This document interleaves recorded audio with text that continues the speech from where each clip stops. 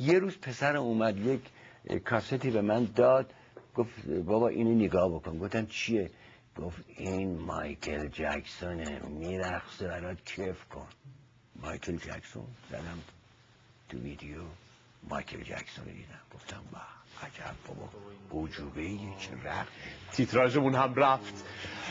میتونیم یه کار بکنیم آقای گرجستانی، تا همینجا رو یه نقطه بذاریم، بعد یه شب دیگه شما رو دعوت کنم بقیه برنامه رو بریم با هم. تازه اولشه که یه 60 دقیقه هست داریم صحبت میکنیم.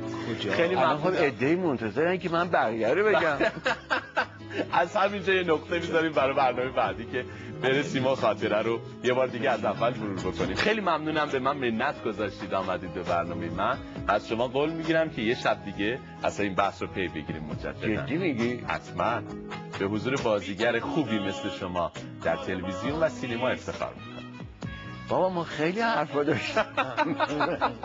حتما موکول میکنیم به یه شب دیگه با حضور سیروس گرجستانی عزیز حرفای بیشتری بزنیم. آخرین آرزوی امشب خداحافظ. خیلی ممنون.